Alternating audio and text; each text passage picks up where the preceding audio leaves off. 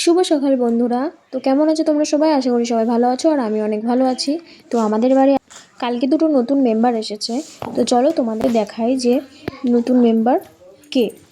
তো আমি প্রথমে দোতলার ঘরেই যাচ্ছি কারণ ওখানেই তাদেরকে রাখা আছে। তো চলো তোমাদের সাথে দেখাই যে আমার দুটো নতুন মেম্বার কারা।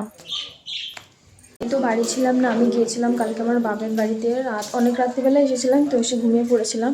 তো দেখো আমাদের দুটো নতুন মেম্বার এসেছে। তো দুটো ককটেল পাখি এনেছে, আগে তো ছিল বদ্রি পাখি। তো দেখো এই যে, তো এইসব পাখি যারা পোষো তারা জানো যে পাখি সাধারণ যারা জানে না বা পোষে না তারা বুঝবে না, যারা পোষো তারাই জানে যে কত নিয়ম আছে এই পাখির। তারপর সব মরে গেছে।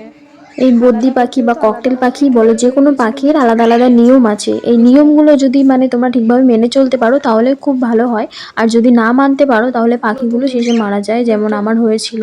যেমন আমি বিয়ের আগে পাখি পুষতাম তখন ওরকম নিয়মের জন্যই আমার পাখিগুলো ওরকম মারা যায়। প্রচুর নিয়ম আছে, যেমন বাসি জামা কাপড়ে ঘুম থেকে উঠে বেসিক্যালি মেয়েদের পাখিদের খেতে দেওয়া যাবে না, পাখির আশেপাশে যাওয়া যাবে না, অনেক নিয়ম আছে। এইসব পাখি টাখি পুষতে হলে ছেলে মানুষরাই পুষলে ঠিক হয়, কোনো কিছু অসুবিধা হয় না। তো তোমাদেরকে এটুখানি বলার ছিল। তো এই দেখো আমাদের নতুন মেম্বার। তো তোমাদের কেমন লাগলো একটু জানিও। আমরা এই প্রথমবার এই পাখি এনেছি বাড়িতে, দেখা যাক কবে ডিম পাড়ায়। এই পাখির বিষয়ে কিছু নতুন আপডেট পেতে হলে অবশ্যই চ্যানেলটা সাবস্ক্রাইব করো। এই পাখি দুটোকে এক জায়গায় রাখতে হবে আর একটাকে আলাদা করতে হবে।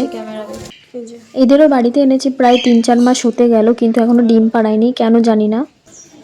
তো ভিডিওটা কেমন লাগলো জানিও, আশা করি ভালো লাগবে। ভালো লাগলে লাইক কমেন্ট শেয়ার সাবস্ক্রাইব করে যুক্ত হয়ে যাও।